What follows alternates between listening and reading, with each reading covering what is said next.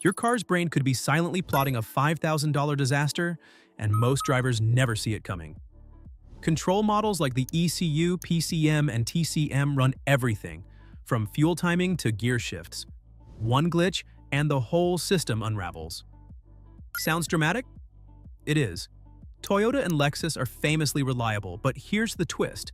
When their models fail, they fail hard. Water intrusion, voltage spikes, corroded connectors, small causes, massive consequences. Miss the warning signs and you're not fixing a sensor, you're rebuilding a transmission. Smooth shifts today, catastrophic bills tomorrow? Subscribe now for real-world car knowledge that can save you thousands before the check engine light ever tells the full story. The control model problem. Nobody really talks about. So, do Toyota and Lexus control models actually fail? That's the question most owners never think to ask until it's too late. Your ECU, PCM, and TCM aren't just random parts. They're the nervous system of your car. These computers control fuel delivery, ignition timing, and how your transmission shifts. In simple terms, they're the brain telling the car how to behave. And when that brain has a problem, the car doesn't just run rough. It may not run at all, and the repair bill can climb fast. Here's the part that catches people off guard.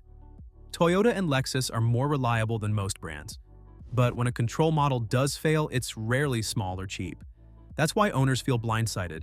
You expect excellence, and when it breaks, it feels like a real betrayal. Where the real problems hide. If you're wondering why Toyota and Lexus control models fail, this is where the real answers live. Water damage is the quiet troublemaker no one sees coming. These models aren't sealed away in some protected box. They sit in engine bays, exposed to moisture, road salt, and years of heat cycles. One tired seal or a little corrosion is all it takes for water to creep in. The result? Random issues that come and go, the kind that make mechanics crazy because the car behaves perfectly in the shop, then acts up the moment you drive away. That's classic moisture damage. Voltage spikes are another unseen killer. A weak alternator or a sloppy jump start can send a surge through the system and cook sensitive circuits inside the model. That's why seasoned techs are so careful with jump starts. They've seen shortcuts turn into expensive mistakes. Then there's corrosion in connectors and wiring harnesses. It's slow, boring, and relentless. Salt, humidity, and age slowly interfere with communication between sensors and models. Nothing dramatic, just rough, idle, odd shifting, and a check engine light that never seems to stay off. The transmission model nightmare. This is where the question, do Toyota and Lexus control models fail, becomes very real for a lot of owners. On some Lexus models, the ECU can develop internal faults that mess with the logic controlling the transmission. When that happens, the transmission starts getting bad instructions. Shifts become harsh, gear changes feel delayed when the car is cold, and the behavior turns unpredictable. Fluid changes won't help because the issue isn't mechanical, it's in the computer telling the transmission what to do. Take the Lexus GS 300 as a perfect example. It can keep driving with rough, awkward shifts caused by faulty transmission circuitry inside the ECU. Many owners ignore it, thinking it'll clear up. It doesn't. Keep driving, and the transmission eventually fails. Now you're staring at a $4,000 to $8,000 rebuild, when the real problem was a $1,500 control model that needed proper repair or reprogramming. What actually kills? These models? The real data. When people ask, do Toyota and Lexus control models fail? The check engine light is usually the first thing they point to, but here's what most articles leave out. A check engine light doesn't automatically mean the model is bad. In many cases, it's a sensor failing and feeding the model incorrect information. Oxygen sensors, mass airflow sensors, and camshaft position sensors are common culprits, and replacing them clears up roughly 70% of check engine issues. The model gets blamed, but it's often doing exactly what it's supposed to do, reacting to bad data. The real warning signs are quieter. If the car won't start even though the battery and starter are fine, that points straight to the ECU. A sudden drop in fuel economy that doesn't improve with routine maintenance can mean the model is miscalculating fuel delivery. And if the transmission starts shifting randomly with no fault codes at all, You may be dealing with internal model damage that scan tools don't catch because the model doesn't recognize itself as failed. The Toyota reliability paradox. This is where the conversation around do Toyota and Lexus control models fail takes an interesting turn. Toyota's reliability reputation is well earned.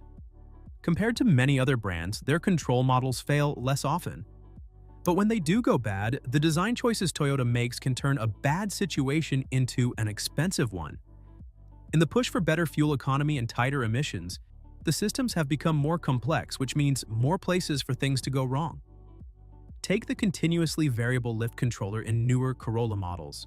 It's known as a weak point not because it fails constantly, but because it's buried so deep.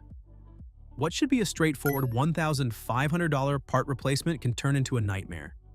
$1,500 for the part and nearly $10,000 in labor, simply because it takes about 13 hours to access, work most shops leave to dealerships. That's the downside of Toyota's perfectionism. Everything is so tightly integrated that when one piece fails, fixing it can cost a small fortune. How to avoid becoming a cautionary tale. If you don't want to learn the hard way whether Toyota and Lexus control models fail, you have to listen to the car before it completely loses its voice. Transmission behavior that's usually fine is your car quietly warning you. Rough idle on cold starts isn't personality or age. It's a message. Shifting that feels random or doesn't make sense is often the model signaling that something isn't right. Your electrical system matters more than most people realize. A weak battery or a failing alternator puts constant voltage stress on control models, and that's how they get damaged. Have the charging system checked once a year, especially on vehicles over 10 years old. And never allow careless jump starts with cables and impatience. Use a proper jump starter that controls voltage. Finally, protect the connections.